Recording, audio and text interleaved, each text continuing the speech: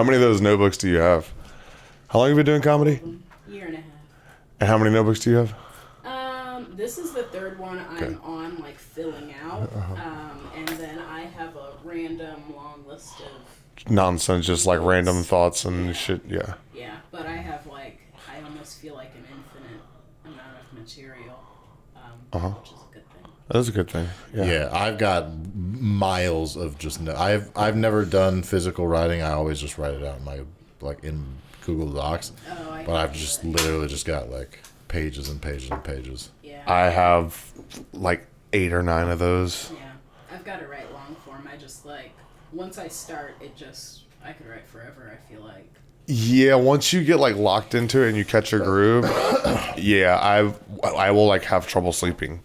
I literally won't be able to go to sleep because I'll close my notebook, turn off my light, roll over and close my eyes. My brain's like, what if you said this? And I'm like, oh my God, what if I said that? I'm like, I'll remember. No, you fucking won't. Roll over and write it in. And then I roll over, turn the light on, write it down. And it's just that for another 2 hours before I actually fall asleep. But that is like, that feeling of having something tangible and good and forgetting, and that's like the worst feeling in the world to me. Like, I'll cry over that. Oh, that whole stays in your brain forever. Like, you'll feel that joke that you forgot for the rest of your life. Yeah, it's a terrible feeling. Yes. So, yeah, now I'm like a crack fiend at 2 a.m. if I do have a thought, and I'm like, fuck, I really gotta write this down now. Write down this bullshit. Like, in my logical brain, it doesn't make sense that I'm gonna write something about my pussy at 2 a.m. and I'm like dying to do it. Like, I can't wait. Like, I have to. Sleep unless I write this down. It's the most fucking ridiculous thing. Yeah. But yeah, I guess that's just the life of a comedian. Yeah. That's the sickness. Yeah, exactly. Yeah, there's no cure. It's just this forever. It's called addiction. That's what that would be.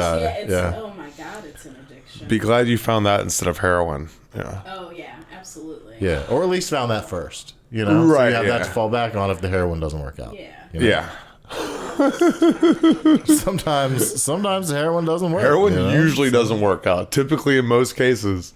It just depends on your angle. Maybe if you... Oh, you are an artist, though. So heroin might be to your benefit. Yeah, I don't want to do heroin. Listen. Good. Look, childhood trauma and heroin. You know how you can fix that? That's how you get Linkin Try Park. Heroin. And the desire comes. Soundgarden, try anything else. Nirvana. Come on. I don't want to try anything else. I'm maxed out. I've got 2 things that I've tried, and that's good enough. That's it? There you go. You're set? That's responsible. Did you like both of them? Yes. Okay. Well. Yeah.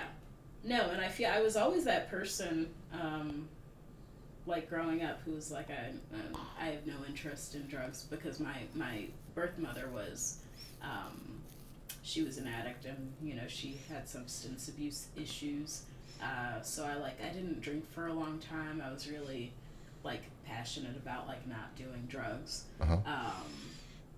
Just because I've seen the way that they really fuck up people's lives. But there are, you know, benefits to certain dosages of certain things. And, you know, I think that we're evolving on the idea. But things like crack and heroin, I'm not interested in seeing 6th Street.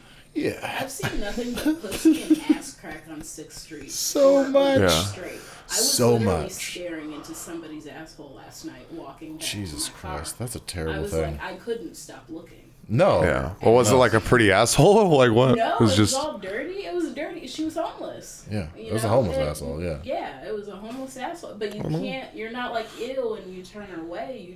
You keep staring at You're it. mesmerized. Until it goes away. It's just why, otherwise, like, you're never going to see shit like this again once you leave Literally. here. Yeah, this town's I'm wild. Sure there's certain parts of the other parts of the country where you could, but Poop on her butthole. Was there poop? it was like hairy. It was like a man's ass, except she was a woman, and that, you know, that happens, and that's okay. That's called, you know. You get That's the only part of the story that is okay. The rest of what she was doing. We just have more testosterone. Like, we are born women, and then we just, every year goes by, and we look really good, and then after 30, we just start becoming a fucking man. It's disgusting being a woman. It's fucking awful. But we have to start a man. So. Yeah, imagine that. You know, it's like to have balls. I'd rather be a man. What'd you? Why? Because being a woman's it's too much pressure. It's too much pressure. You wake up every day and you feel like you're in competition with the world. You think men don't feel like that? Well, for women, it's like it's just an emotional toll being a woman. Like, we don't want to be the bitches that we are. I'm a complete and I just, like, I don't want to be this way, but there's something inside of me that just fucking...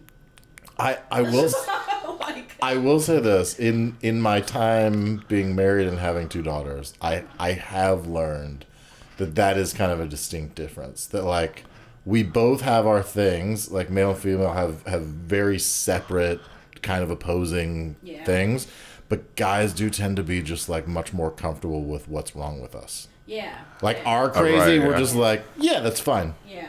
I have the benefit of, like, growing up with brothers, so, like, I do have, like, a chill vibe, but on the inside I boil. It's all still It's just, like, inside of but on the outside I'm like, no, this is completely... You just don't let it out as much. Cool, dude. But yeah, like, even, like, being PMS and being on your fucking peer, like, having being that emotional, like, that's not fun. We're not doing that on purpose. And there's not shit you can do about it. There's not a goddamn thing. That's the part that would drive me crazy, is just the feeling of, like, this is what it is. I just want to You're just trapped today, and that's fine. That is okay. It fucking sucks. But yeah, I'd rather have a penis. I'd rather, fuck bitches, get my, I don't know, whatever you guys do. That's exactly what we do. Those are the 2 things we do. Now that I'm watching, like, the relationship my brother and my father have, I'm like, I don't know if I want to be like, because there's some men who are like, they're dying to be their fathers. I feel like one of my brothers is a little bit that way. Like, always trying to impress your dad. I don't know what, like... Yeah, that's a lot of weight to carry. Yeah, I'm glad that's something I never had. I mean, my dad was fucked up and toxic and, terrible in its own way, but at least I never had to deal with I hope I make my dad proud. Yeah. Will dad tell me he loves me? You know what I mean? Yeah, my dad never hugged. You hear those stories of people whose dads were just like, I don't know how to express emotion. You know what I mean? Like, my dad knew too well. He expressed all of them. Really just the one a lot, but... Yeah. And that's the same thing. It's just mine was the opposite end of the spectrum. Instead of, like, not being able to express emotion at all, it was like, I am emotional about things. Like, I can tell, dude. Fucking chill. Fuck. Yeah. Welcome to the podcast, Jemischa. We're so happy to have you here at Stoney Baloney. Stoney Baloney. And happy to have you all. I'm one of your hosts, Scott Wharton. I'm here with your other host, Scott Wharton. Just click the Scott Wharton below. Click the Scott Wharton button. Please, Scott and Wharton. This podcast. No, that didn't work. It didn't work. Like and subscribe, motherfuckers. You baloney ass. Bitches. Yeah. Baloney bitches. That's our followers. The baloney No, bitches. wait, I had a word for it the other day. Oh, damn it. What was it? Ooh, babs? Yeah, baloney ass bitches. I like that. Yeah. Okay. All right. Babs. Done. Write it down. Baloney ass bitches. Except you baloney ass bitches. It's like, come on it, man. The look on Nick's face was like, God damn it. He expects me to write this down, doesn't he? Yeah. No, it's on recording. It's the side eye. It's written down. It is. It's kind of taken care of. So the name of the game. The name of the game is... Right. So we're all here to tell stories. We're all gonna... Well, no, maybe not all of us. Who knows? We're gonna get a little Stoney. We're gonna get baloney. We're gonna tell some stories, right? You're gonna start off and tell a story, and then based on your storytelling topic, which you gave Gabe and I over the weekend, we're gonna tell stories too. The thing is, Gabe and I each flipped a coin, right? Heads for Stoney, tails for baloney. So heads means I told the truth, tails mean I lie. So, and we both flipped a coin, so we could both be lying, we could both be telling the truth. So at the end of the podcast, or one or the other, right? Mm-hmm. And then, you guys did a pre-flip? Mm-hmm. Pre-flip. Interesting. Okay. Yeah, that's why we're always trying to like get the storytelling topic from the guest before they do the Yeah, podcast. it gives us a little time to either come up with a story or remember a story. Right, exactly. Yeah, fuck yeah, dude. Thank you for having me. Okay, this is fun. Yeah, this is exciting. Yeah, this of is course. this has been a fun journey for both of us because it has given us an opportunity to really like get to know and connect with. We spend so much of our time running into each other busy. Yep. Like we're on the way to something or we just came back from something and there's not a lot of time to just like sit down and like get to know each other. Yeah. And this provides such a cool atmosphere to do that. It's been a lot of fun. Yeah, and that's one of the reasons like I want to start doing this sort of thing more. Like people ask me to be on podcasts and I'm like, I don't know if I want to do that. But Have you not done one before? this is my first one. Oh, shit. Well, Can't tell. For like comedy. Okay. I've done like another one that somebody wanted to have me Make on. sure that's empty because it was real full. So I just try. Okay. Yep. That's what you're saying, right? Make sure it's empty. Yes. Let's press that button. Empty it. Hi, here at Stoney Baloney Podcast, we love the Zenko. Zenko, brought to you by Stoney Baloney. Stoney Baloney. The other way. And take two. No, I like take one. Yeah, no, take one was perfect. It was Stoney and Baloney. Sometimes the blooper reel is the reel you go with. Real, yeah. That's a fat glob. But we're So what was the non-comedy podcast you had done? I used to cook a lot. I don't cook a lot anymore just because I live alone and cooking for one is depressing. And It is. It's the worst because it's either you do all of the work to make one portion and that's sad, or you do all the work and then you're like, well, just like all this food, and I'm like, so I've learned how to like shop for one, and I'm doing that more. But I used to cook a lot, and I'll cook for people if like I have people. Like sometimes I have people over my apartment, and I'll make something for them. So I still like cooking for people. But it was a podcast about food. I'm a big bitch. I like to eat. I'm a big bitch. Hey, we get it. So are we. We like to fucking eat too. I'm not like Rasputia, but like, but I like to eat. Yeah. Double D's don't come. yeah, you got to feed those. Sometimes. Yeah, you gotta feed. You're a growing girl. Growing girl. Haven't hit puberty yet. The same You're size. so close. I've been the You're almost same there. height since 7th grade. Have you really? Yeah, I was Fuck. tall. Well, I was taller than most of the boys in middle school, and then in high school they finally. And you were like, you know what? This is good for me. Yeah, right. I'm gonna stay right here. Yeah, but this is like nobody knows me very well because I don't speak. And this is a good way to let people understand why I tick the way I do. Yeah. It's fun. It's a fun way to get kind of a window into like how people do things and why we are the way we are. Absolutely. What is it that makes you tick? I don't know what makes me tick. I don't even know what I meant, but I guess I meant like why I mean, as comedians, we're all a little fucking off. Yeah. But we're all off in completely different ways from one another. Yes. Right, We yeah. share that same common thing of being off.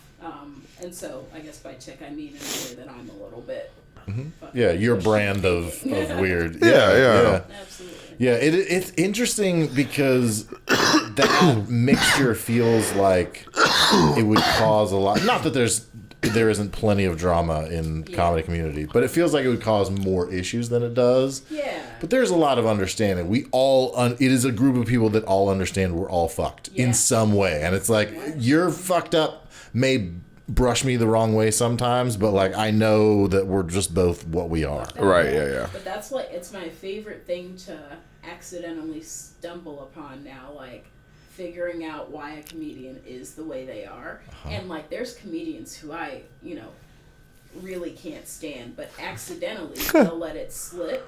Like just some random story about their life where like nobody's stopping them, but I'm like, wait, what happened to you? And I'm like, oh, now I get it. That's and, why. Knowing why, people are the way they are just allows you to have a little bit more sympathy, I think, for Yeah.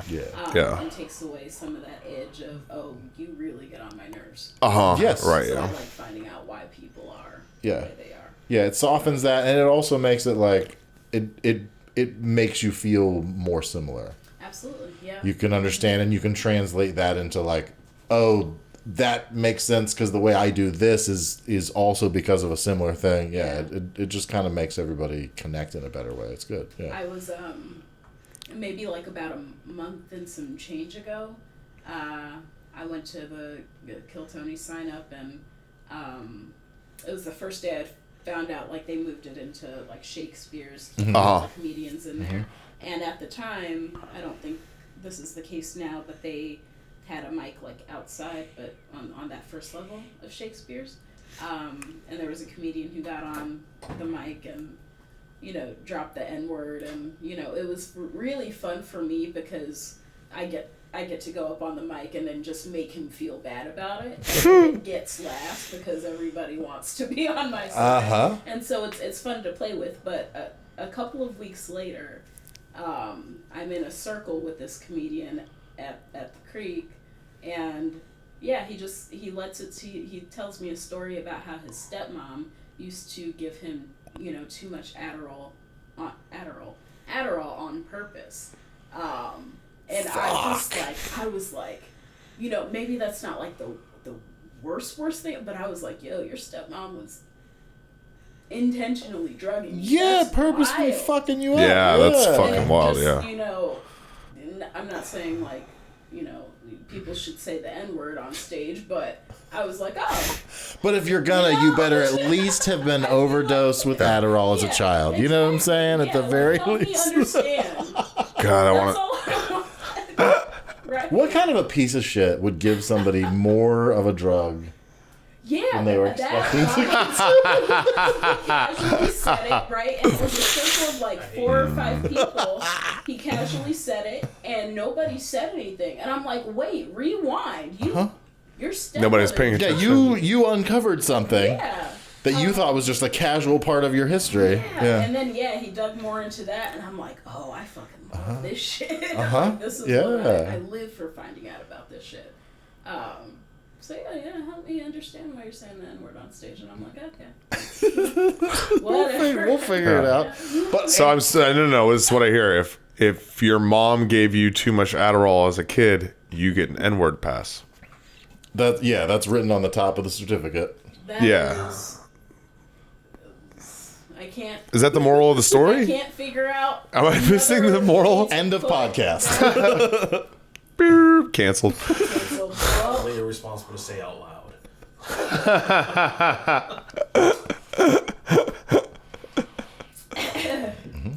yeah, maybe that's it. I can't think of anything else.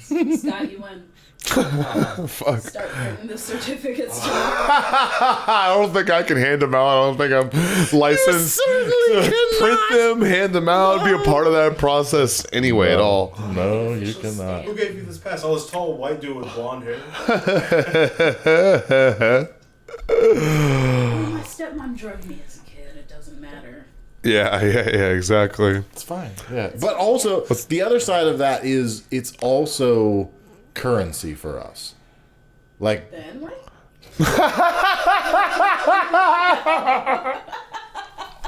For us. Jesus fucking Christ. Yes, as a white. No, I mean all of the fucked up things that happen to us. Yeah, the trauma. It's currency. yeah, That's our. Like him uncovering that is potential future material for him to work out on stage, and those are the things that really make us connect with an audience the most, is the stuff that's like, I'm actually telling you shit about. Oh, yeah. Oh, God. Okay. Oh, yeah, 100%. It's like crazy.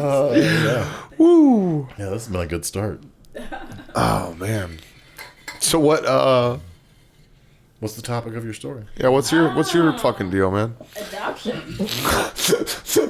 Yeah, adoption. That's my topic. What inspires you to say the N-word, you know? You know, it's funny. Being adopted. I don't say it a lot. If I say it, it's, you know, there's a time and a place. I'm probably only with black people. I really don't say it on stage. So you can say it here. I could if I wanted to, but I don't, like, it's just not it wasn't built in my vocabulary. I grew up with a lot of people who did say it who shouldn't have been. And then including family members, and then I just like not on stage. Yeah, and I just chose that I didn't like the word, but you know, I've said it on stage before. I'll say it if I'm amongst other black people, and you know, just kind of in a, I don't want to say a safer environment. That sounds weird. But it's weird, yeah. Like I have the ability to say a comfortable environment. I mean, that makes sense. Yeah. Yeah, but I have the ability to say it whenever the fuck I want, but I choose not to. I find when I say it on stage, it makes people uncomfortable. Really? Really? Yeah. Yeah, it just makes people uncomfortable. And it's probably because... Do you think it's because you're uncomfortable saying it on stage and that's coming across? That's probably why, exactly. Especially because, like, I don't know, people sound like I work in HR, which I have worked in HR. So You like, dude, I have. Sound like that. You do sound like quality assurance, like you're about to come to my cubicle and tell me how I handled this phone call incorrectly. I was a recruiter, like, all of 2020. Okay.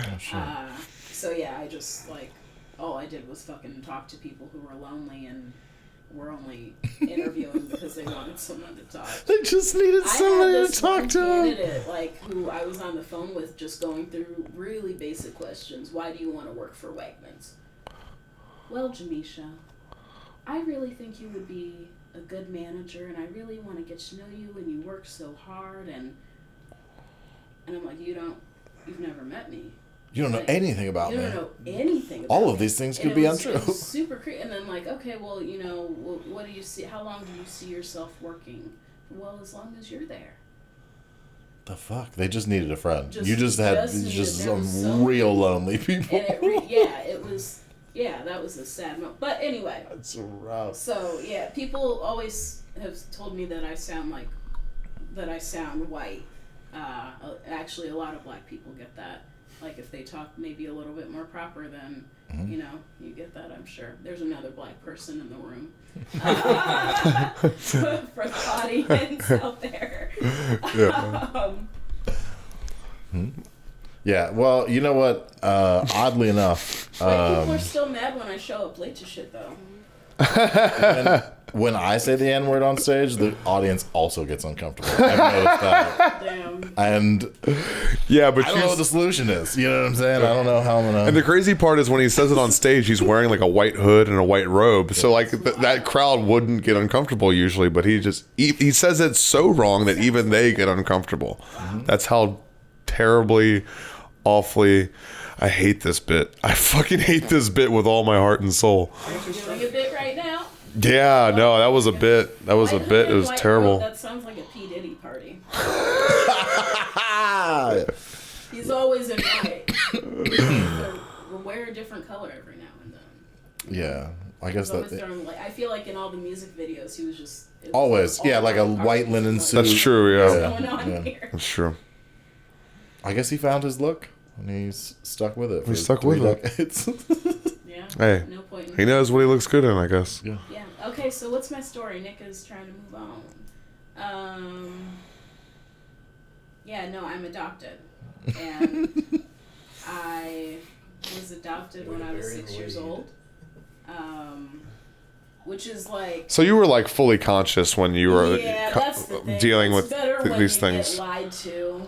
Right, Well, if you can pull it off as parents and lie to the kid, like if the kid looks a little bit like you can pull that off. Yeah, when you're conscious, it's a fucking rough road, because I was a piece of shit at 6 years old.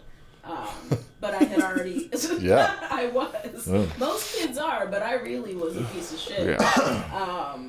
But that's just because, like, I was with a mother who, you know, abused substances, and she really didn't take very good care of me, and she was sort of always passed out on the couch. And when I was 3 years old, I just, like, walked out the door one day. Like, we lived in an apartment, and I just left. And then neighbors found me and brought me back up to my mom's apartment, and then by the time they found me, like the police were already there and the police took me away. Oh shit. So it almost felt like a final straw sort of situation. And then I was taken.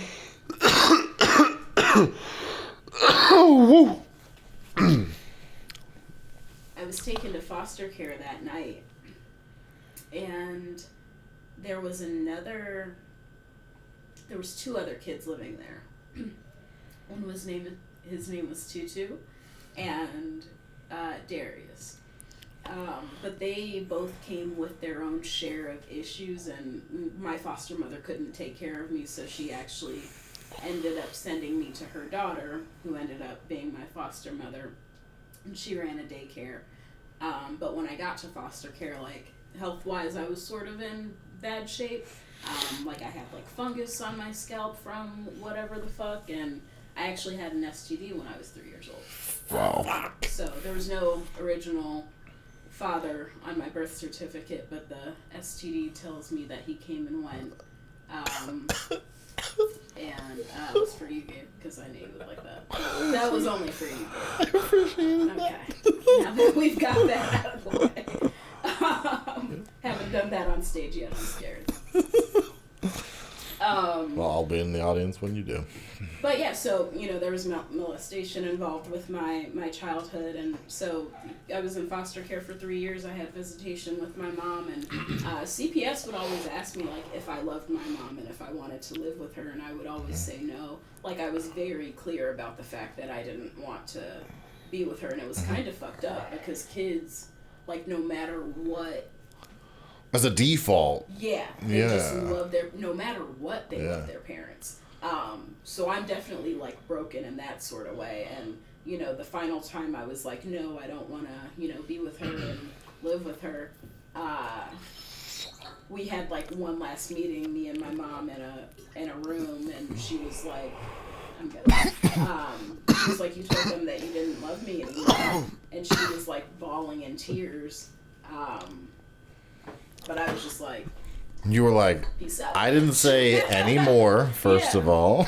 I said I never loved her. It's like such a, I don't want to say a traumatic story, but like there was all these mirrors in this room and she was hugging me and I was like just looking in the mirror like get off of me. Like I don't know. I'm going to go ahead and step in here real quick and say it is definitely a traumatic story. There's no maybe about it. It is certainly. Yeah. You're saying that you were looking at your own, like making eye contact with yourself. I just had this like kind of watching yourself in the moment. That's what a weird, wild. It's a crappy memory. But there was a lot of court involved where I had to sort of testify on my own behalf.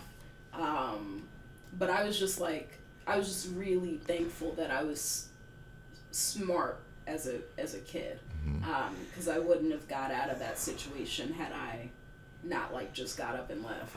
I knew something wasn't right, but I didn't know exactly what that was.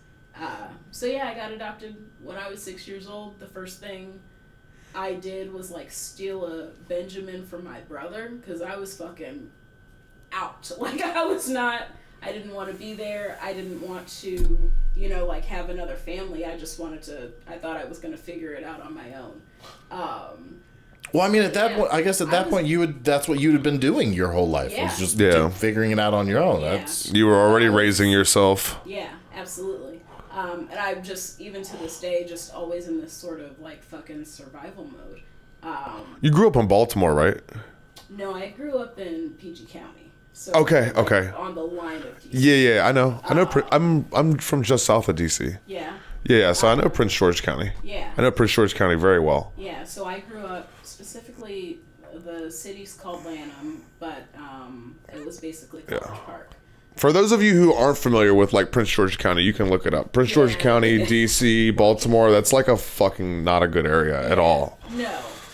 Very not good. It's fucking rough. But like, it wasn't... There's good parts of it, and I wasn't in any bad part of it. But I was in foster care for 3 years, and then I got adopted, and essentially, like, I was just sort of a thief. Like, I was always stealing and lying. And so I think my parents they didn't hate me, but I think they grew to just kind of see me as that. Oh. Because I was always stealing, and I was always lying, and I was always eating food because like I was like so food insecure. But then like I would have like these nightmares about like my mom coming to get me and bullshit like that. Mm-hmm. But I was adopted into a family that is a combination of white, Mexican, and Italian, and I have a brother that's my age. So when I was 6 years old, he was 6 years old, and we both grew up in the same grades together. Do you feel like that made the transition easier? Yes and no. I feel like as younger siblings, we were close up until like middle school. And then we're kind of like drifted apart. We're completely different people, which isn't a bad thing. He just there's a little bout of alcoholism that runs in the family that I'm in now, and he has some of that. So that's put some strain on our relationship a little bit. Yeah. That'll do it. Yeah, but I have a lot of funny stories about him that he's very interesting. But I won't talk about him right now. But when my mom and dad adopted me, my mom was pregnant. Oh, wow. So, so she was pregnant when she adopted me, and I always, like, asked, like, why I was adopted, because that just, like, didn't make sense to me in a way, and the answer was, like, oh, I just wanted a daughter, and I was like, okay, that's a good response, I guess.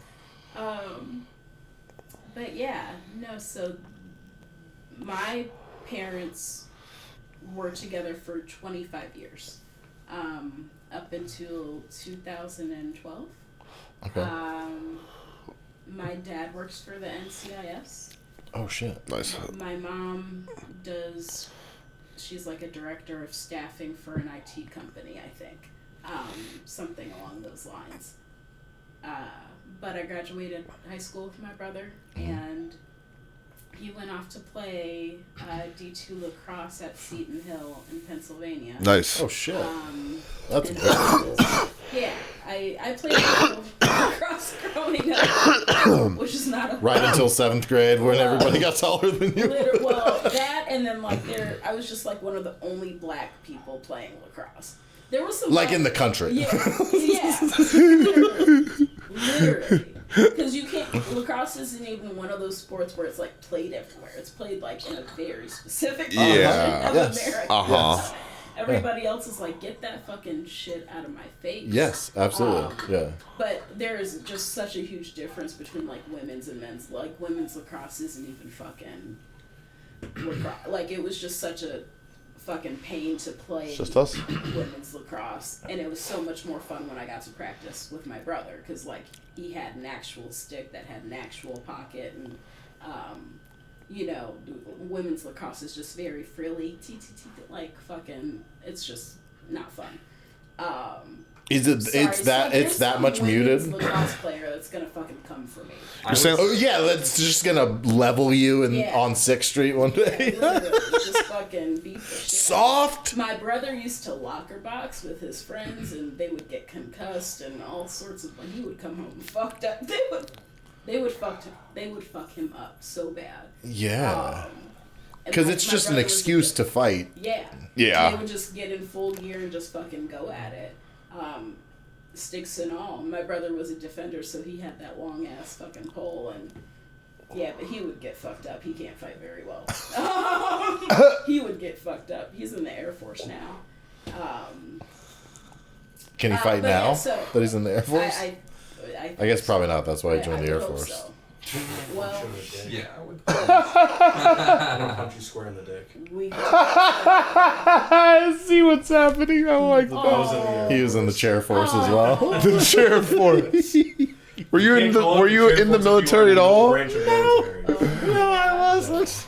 Just fucking yeah. living room coaching the military. I love it. Just fucking backseat driving or the armed forces. Here at Stoney Here's the Boney, thing. I support the troops. If you hadn't told me at the beginning of the story which of your mothers had been on drugs, I would have assumed it was the one that was pregnant and decided to adopt a person.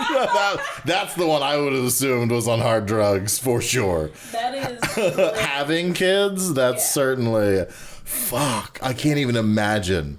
Yeah. That's so many. The story's so all over. Like but having we got a puppy, or not even a puppy. It was a 2-year-old. Are you comparing her to a puppy right now? No, not at all. I'm saying we got a new dog right before we had our first kid, and that was a lot. I can't imagine getting a whole new person into your life, and then there's another person. Yes, correct. Yes, that dog.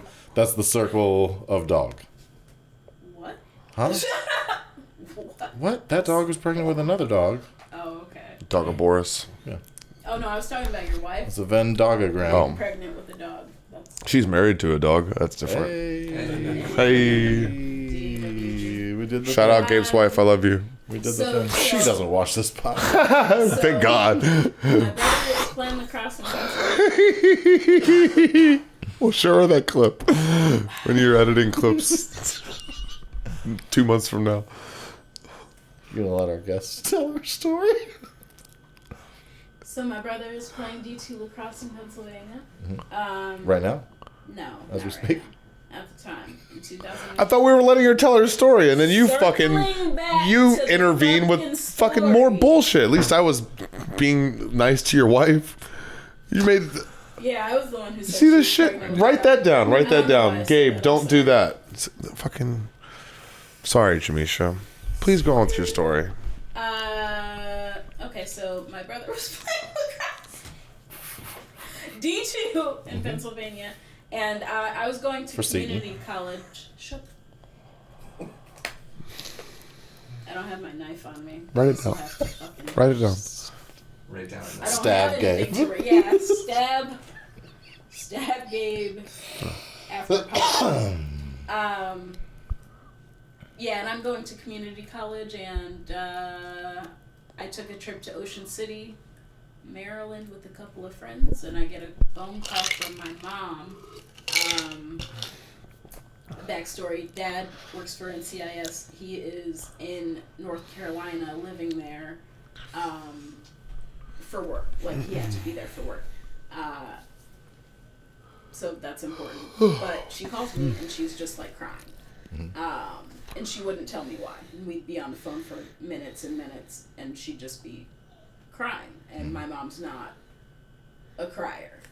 So it was quite concerning. And then she would sputter out, just call your brother. So I would call my brother and he'd be like, I'm on my way home. I'm driving, from Pennsylvania now. And I'd be like, okay, well, what happened? And, it's not my place to tell you. Mom needs to tell you. Okay. Mom called me. She's just crying. Nobody's saying anything. I really can't tell you. And I'm like, okay, hang up. And I call my mom and, she's still crying. And we hang up the phone and me and my friends, one of which was my brother's best friend, who, again, tried to call him and was like, what's going on? My brother wouldn't tell him either. And my brother's best friend was living with us at the time in Maryland.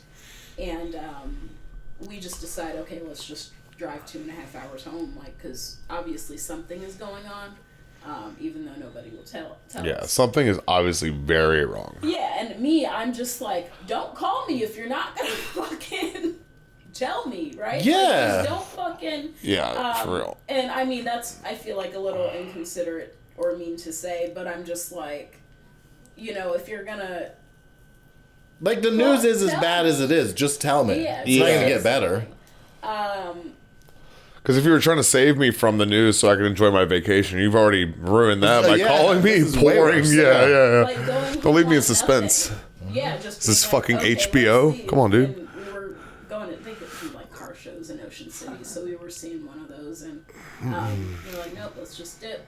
And I take an hour nap in the back seat, and I wake up to a text from my mom that says, your dad has a girlfriend. And then I'm like, oh fuck, this is crazy, because my dad is the way he is. He's very by the book. rule follower. Like he, has been in the Coast Guard and he's just, built that way. So this was like a complete very unexpected. Yeah. You're always the one who's like, do right by the fucking book. Like, where did this come from? So I remember rolling up at home, and my brother's best friend like goes to hug my mom, and I just like walk right by her and go find my father. And I find him, and I'm like, what the fuck? And he's like, oh, I guess you found out. And I'm like, what? Like, I'm like boggled right now. I'm like, who is this person? Like, this was not like ever my father. And my father, he's actually pretty, like, my dad's funny. I think he's really funny, and he was always the easiest person to talk to. Like, me and my mom we had a fine relationship, but it wasn't like the best. But I was always more comfortable talking to my dad, because out of my dad I knew exactly what to expect. So yeah, this was just like a curveball, and then he was acting like he didn't even care, and I was like, you love my mother, like what? Like, I don't understand. So he was that cavalier about it, just like, I guess you found out. No, Like, he just literally, wasn't. he was just like, oh yeah, I guess you found it. And he was. And like, they'd been married for how long? 25 years. Fuck, that's so crazy. That's a long time. Yeah. And so I was just pissed, and I was ready to like shoot that. Like, I was so mad, especially because he just like didn't seem to have any sympathy toward like me and my brothers. But to my mom, when he was with my mom, he would be like crying and stuff like that. But like with us, it was just like, yeah, this is what happened. What are you gonna do? And it's like, okay. Yeah, which is obviously he was blind to the reality of how that was going to affect you guys. Yeah, absolutely. So yeah, there's like a couple days of tears and whatnot, and then he goes back to North Carolina, and I'm just sort of like there for my mom, and it's kind of the first time we ever had like a real relationship, because we were both on the side of like, kick him the fuck out. Like, my mom's a very smart, very fucking strong woman. And yeah, we were just both on the same side. Like, I would go on walks with her, help her clear her head, listen to her vent, and just like be there for her. And at the end of the summer, I remember she was like, all right, we're moving out, packing some things, we're gonna go rent this townhouse. And a few weeks after she said that went by, and it just like felt like we weren't gonna do that, because she gave me a date of like September 18th or something, and we were inching that date and nothing was packed. So I was like, are we going anywhere? Is anything happening? Are we going somewhere? And then one day I go to her room, and she says, hey, I need to tell you something. And she says, I've always liked women just as much as I've liked men. And I'm like, okay, like, if you're about to tell me you're gay, I don't care. Like, let me get to my Chick-fil-A, please. Yeah. And she says, I have decided to be in a relationship with your father and his girlfriend.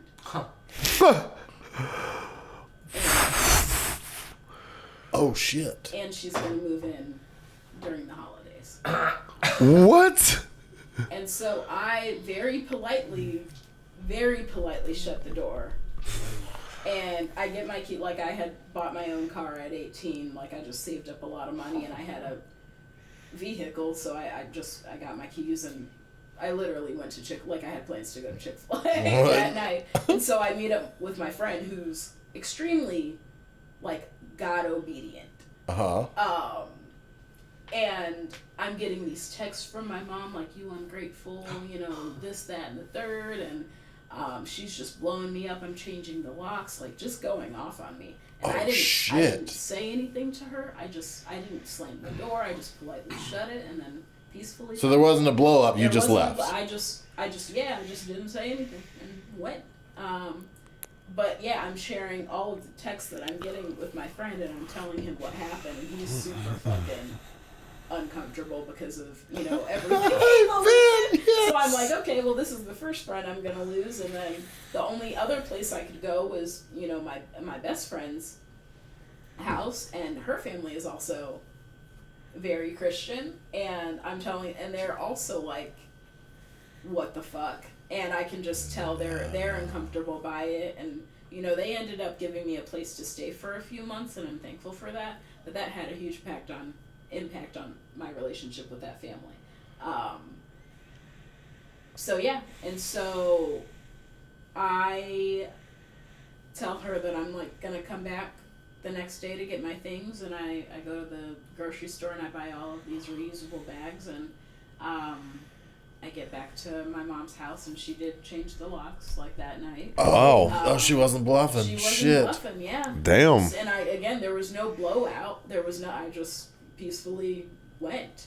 And so I start packing my things, and I remember like putting this dress into a bag, and my mom goes, you can't even wear that. That shit doesn't even fit you. Blah blah blah. And she doesn't remember much of this, like how she's.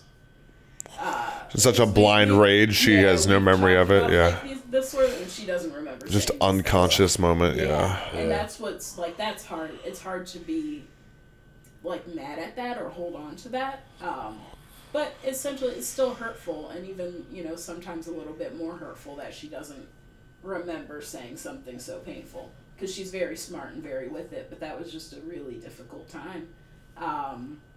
And so, yeah, we have this, after she says that, I'm like, all right, we're going toe to toe now. Like, I'm not fucking, playing. I'm not walking out nicely this time. I'm not, I'm going to say stuff. They asked us not to tell our grandparents, like my dad's parents, because they lived with us too. They were like, please don't tell them. And I was like, I'm going straight to grandma and grandpa, immediately, letting them know what bullshit is fucking going on. And then I go live with that family for a little bit while I find a place to live, and that's the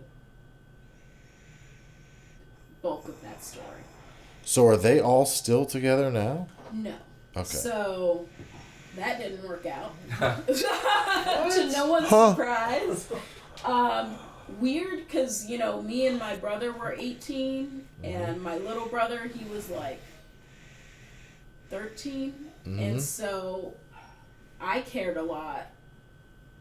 I really didn't like my dad for it, and I still feel the same way, because he swears up and down that he still loves my mother, and that's just not true. It's just not true. He may think he feels that way, but he's not demonstrated that.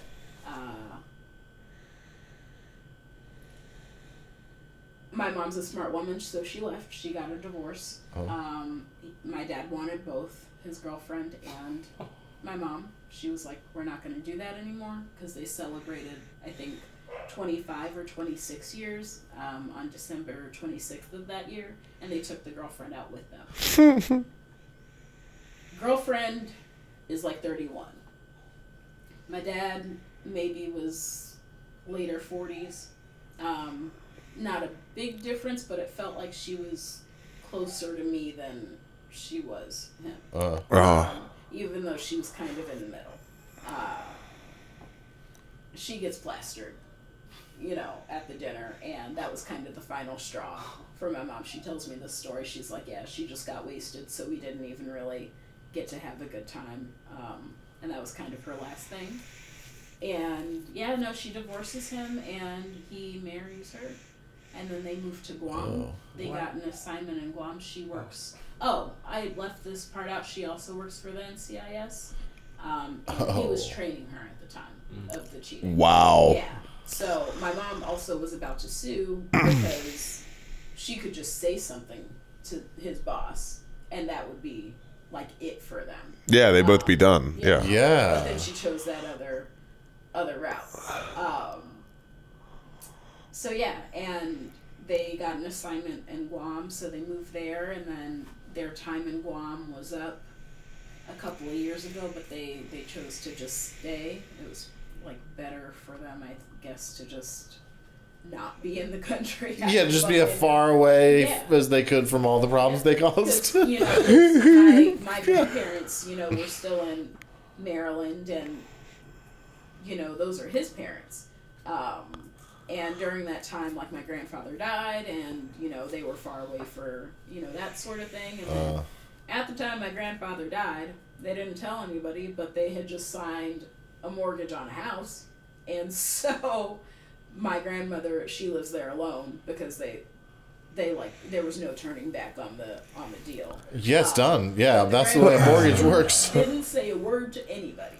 Shit. So my grandma was stuck with this house, and, you know, she's like 75 now, and she still lives alone in the house. She's quite healthy, but at the time it was like, okay, well, you know, Dad's in Guam. There's no one really here to, you know, except for me and my mom, who now has to be responsible for his or for her ex-husband's God. and they Fuck, have a good that's relationship, rough. but still, like, that's like, yeah.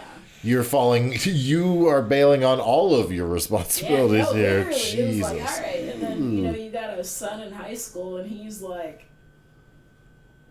let's just say he took on some of Dad's qualities, and, you know, he was experimenting with three-way relationships and stuff like that, and he was very in a, like, why are you so worried about, like, what other people are doing, Jemischa?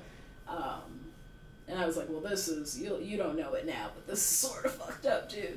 And he's 21 now, and now he sees it. Now he understands that our father's kind of a piece of shit. But,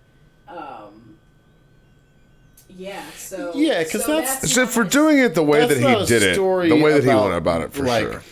A journey that your parents went on together. That's a decision he made, yes. And then she felt like she had no option exactly but to go along with it, and clearly it didn't work. Yeah, that's... And while they were together, they all got tattoos, and they were triangle tattoos. Okay. And at the tip of each triangle was, like, each initial of the partner. Yikes. So my mom got one on her back, and my dad and her name is Christine. They have like one on their arm, and my mom got the initials covered up with like Lucky Charm looking shapes, but my dad and my stepmom still have their original OG triangles. Yeah. So yeah, now that's my stepmom. My mom ended up remarrying to an older white man who worked for Deloitte. And that was when I was 23, I think. Yeah, 23. And he brought 3 white children into the family. And so when I say I grew up with white people, there's a very specific part of my life that I'm talking about. Because early in my life it was Mexican. But this part of my life is where I got to like experience what it's like to live with white people. So he brought like a whole new white family moved into the house. Literally a whole new white family, and if I can find a picture, I will show you exactly what I'm talking about.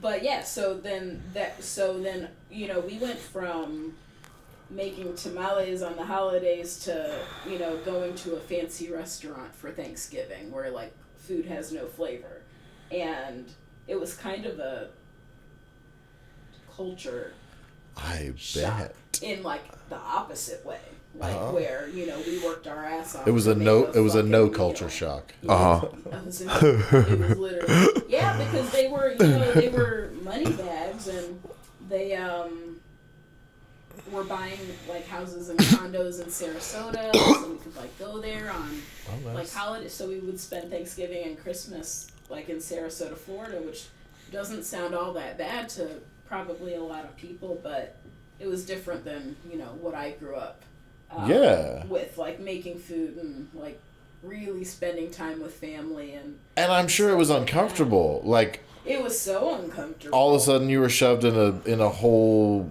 like part of society you'd never existed in. Yeah, that's a lot to take on. And also that in the middle of your family kind of splitting up too, like that's a lot of stuff. But then for like a white man to come into this family where my wife has a black like he's so white that he would just stare at me, and he was just awkward in that way where he did do a lot of staring, but like with me it was just like, stop fucking looking at me, dude. Like, He had never seen a black person before. no. Is he from Utah? He is from Virginia. Oh. What part? Name some parts. Is he out near the With white people. all the parts Elbow. of Virginia? Yeah. Was it like right outside of DC? No, it was maybe like In the an mountains? hour and a half out. Yeah. What you I got? can't remember the name. Ibuprofen and Tylenol for my fucked up tooth. What happened to your tooth? It's fucked up. Okay. Oh, that's cool. It has to come out of my face. But Jemischa's related to McLovin. That's really neat. So. To who? McLovin. McLovin. Look.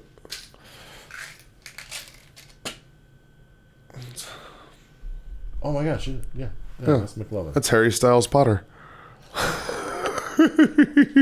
It's my little brother. Okay, so where's the Italian? So my grandfather's Italian, and my grandmother's Mexican. So the Italian, like he would do all the Italian cooking in the house. We would have fantastic meals, and I miss that. But yeah, so that's where it comes from. My grandfather. Interesting. Yeah. You pretty much just told us like your life story, dude. Yeah. You told us a lot. You really got the deep. Reason I told, well, because like You were like, I've never been on a podcast, so I'm gonna make up for lost time. Well, No and shit. I thought Or seen a therapist, so figure why not two birds, you know? I thought Gabe would appreciate a good three-way story. Is the Yeah. biggest Ooh. Good call. I mean, I appreciate a good three-way story too. Oh my god. But Gabe and his wife too. And that's, We prefer to write our own, but yeah, Write your own. three-way stories. Um, No, we also enjoy other people's. story time with Scott and Gabe and Jemischa. Wow. Yeah. All right, I'm gonna keep it short and sweet. I do have a hard out in like 9 minutes. Okay. God. Do The we details, right, real yes. quick? Would it be feasible for us to pause here and then come back another night this week and do part 2? Yeah. Yeah, plug your shit. stuff. I don't have a lot to plug. Follow me on Instagram _Jemischa JEMISCHA. Yeah, that's literally it. I don't have a podcast. I don't have a Twitter. I feel like anything everybody else has.